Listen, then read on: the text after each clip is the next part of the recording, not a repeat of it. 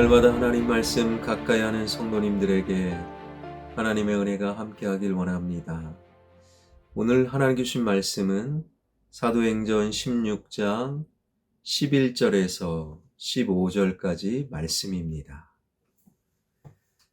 우리가 드로아에서 배로 떠나 사모드라게로 직행하여 이튿날 네아폴리로 가고 거기서 빌립보에 이르니 이는 마게도냐 지방의 첫 성이요 또 로마의 식민지라. 이 성에서 수일을 유하다가 안식일에 우리가 기도할 곳이 있을까 하여 문 밖 강가에 나가 거기 앉아서 모인 여자들에게 말하는데, 두아디라시에 있는 자색 옷감 장사로서 하나님을 섬기는 루디아라는 한 여자가 말을 듣고 있을 때 주께서 그 마음을 열어 바울의 말을 따르게 하신지라. 그와 그 집이 다 세례를 받고 우리에게 청하여 이르되, 만일 나를 주 믿는 자로 알거든 내 집에 들어와 유하라 하고 강권하여 머물게 하니라. 아멘. 아시아 대륙의 드로아에서 배를 타고 에게해를 건너 유럽 대륙의 네아폴리를 방문한 바울 일행은 네아폴리로부터 약 14km 떨어진 마게도냐의 첫 성, 중요한 도시 빌립보에 도착하게 되지요. 그리고 그 다음 이튿날 기도할 곳을 가장 먼저 찾은 바울 일행. 기도할 곳을 찾기 위해 성 밖 강가로 나갔는데, 여기서 강이라고 하는 것은요, 우리는 서울 한복판을 가로지르는 거대한 강, 한강을 떠올리게 되는데, 그러나 2000년 전 바울이 기도하기 위해 찾아간 빌립보의 성박 강가는요, 간지테스 강 지류에 해당되는 일종의 개울, 그냥 개울이라는 거예요. 그 개울에서 무슨 일이 일어났습니까? 13절입니다. 안식일에 우리가 기도할 곳이 있을까 하여 문 밖 강가 개울에 나가 거기 앉아서 모인 여자들에게 말하는데, 바울 일행이 찾아간 개울에는요, 마침 몇몇의 여자들이 모여 있었지요. 그리고 바울이 그곳에 있는 여인들에게 말을 하였는데, 당연히 두말할 것도 없이 복음을 전한 거예요. 여기서 말하다라는 헬러 동사는요, 계속 말한 거예요. 그저 한번 예수 믿으세요, 교회 다니세요, 그리고 끝낸 것이 아니라 예수님이 어떤 분이시고 어떻게 오셨고 무슨 일을 하셨고 왜 세상을 떠나셨고 그리고 부활 승천하신 모든 복음의 내용을 계속해서 설명을 하였다라는 거예요. 그리고 14절입니다. 두아디라시에 있는 자색 옷감 장사로서 하나님을 섬기는 루디아라 하는 한 여자가 말을 듣고 있을 때에 주께서 그 마음을 열어 바울의 말을 따르게 하신지라. 그 시냇가에 모인 여인들 가운데 두아디라 출신의 직물사업가 루디아라는 여인이 있었는데, 그녀는 평소 하나님을 믿는, 하나님을 섬기는 여인이었다라는 거예요. 즉, 다른 유대인들처럼 하나님을 믿지만, 그러나 예수 그리스도를 인정하지 않는 루디아. 그런데 그 루디아가 바울이 계속 복음을 전하는 그 말을 듣고, 여기서 듣다라는 것은 집중해서 계속해서 듣는 거예요. 다른 여자들은 대충 들었는데 루디아는 집중해서 바울이 전하는 말씀을 들었다. 그리고 어떤 일이 벌어집니까? 말씀을 집중해서 듣다 보니 성령 하나님께서 루디아의 마음을 열어 그 말씀을 믿고 따르는 그리스도인이 되게 하였다라는 거예요.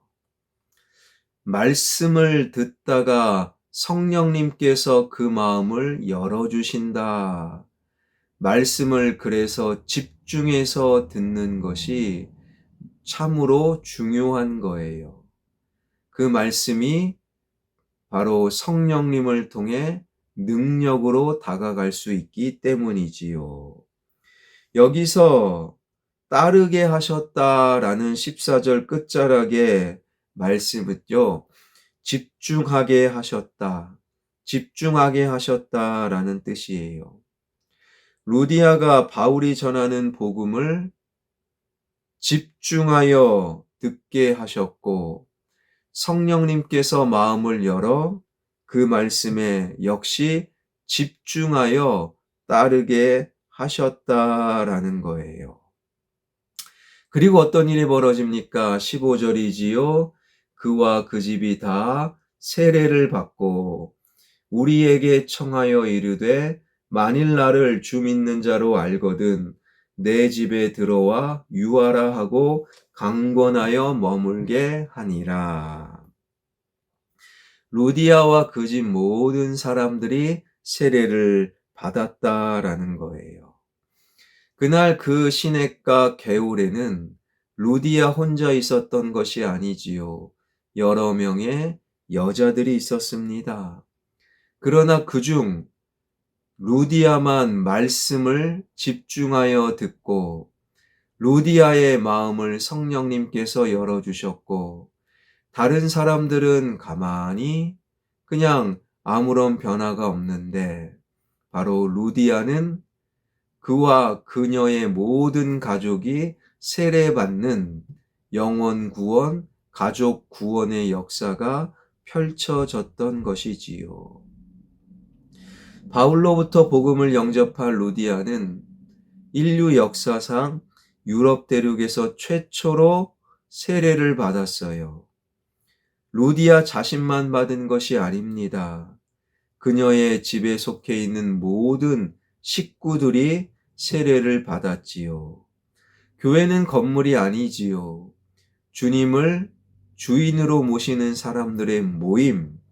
그러니 루디아는 인류 역사상 최초로 유럽 대륙에서 세례 교인이었으며 그 가정이야말로 유럽의 최초 교회가 되었던 것입니다. 성경 14절은 그 루디아를 두아디라 시에 있는 자색 옥감 장사로 소개하지요. 두아디라 시 출신 이 바로 루디아. 그런데 루디아가 장사가 잘 되는 거예요. 그래서 사업을 확장하기 위하여 빌립보 거대 도시에 와서 사업을 진행했던 여성 사업가. 두아디라는 당시 염색과 직물 제조로 유명한 중심지, 사업 확장을 통해 빌립보에서도 사업을 진행했던 루디아. 2000년 전 자주색 옷감은요, 아무나 못 입습니다. 왕족이나 귀족이나 아니면 너무 비싸서 부유한 부유층만 입을 수 있는 일종의 명품. 그러니까 루디아는요, 빌립보 거대 도시의 황제의 직할 도시에서 부유층을 상대로 사업을 하는 여성 사업가라는 거예요.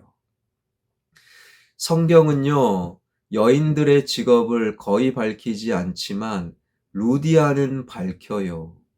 왜 밝힙니까? 루디아는 정말 복음이 필요 없는, 복음을 받아들이기 어려운, 복음에 갈증이 없는, 세상에서 잘 나가는 여성 성공 사업가임을 성경은 보여주고 있는 거예요. 그런데 그 루디아가 복음을 받아들이고 세례를 받은 것이지요. 갈라디아서 3장 27절에 의하면 바울은 세례를요 그리스도로 옷 입었다라고 설명하지요. 이전의 옷을 벗어 던지고 그리스도로 옷 입는 것, 예수 그리스도를 내 인생의 옷으로 삼는 것이 세례라는 거예요. 새 옷을 입기 위해 옛 옷을 벗어 던지지요. 즉 루디아는 옛 옷, 여성 사업가, 성공한 CEO, 그것 입으려고 애를 쓰는데 그 옷을 벗어 던지고 예수 그리스도로 옷 입은 세례 교인이었고, 그 세례 위에 유럽 최초의 교회가 세워졌던 것이지요. 교회들마다 세례 교인들이 매년 늘어납니다. 그런데 과연 우리의 세례는 옛 옷을 벗어 던지고 예수 그리스도로 옷 입는 것인가? 옛 여성 사업가, 성공한 사업가의 옷을 벗어 던지고 예수 그리스도로 옷 입는 루디아의 세례가 과연 우리의 세례인가? 저도 예전에 군부대를 대상으로 한 진중 세례식을 2번 참여했어요. 보통 3,000명 가까이 신병 교육대에 모여있는 신병 군인들을 향해 수십 명의 목회자가 일괄적으로 단체 세례를 합니다. 총 책임자 군종 목사는요, 세례를 빨리 진행하라는 거예요. 3,000명 세례를 하려면 시간이 오래 걸린다라는 거예요. 그 세례에는 어떤 세례의 의미에 대한 교육, 그리고 문답도 없이 일방적으로 세례를 베풉니다. 오늘 본문에 루디아가 받은 세례와는 정반대지요. 왜 군인들은 세례받은가? 예수 그리스도로 옷 입기 위함이 아니라 세례 후 준비한 교회들마다 가져가는 간식, 초코파이, 소보루빵, 오렌지 주스, 우유 등 그런 것을 먹기 위해 세례식에 3,000명 정도가 참석하는 것이지요.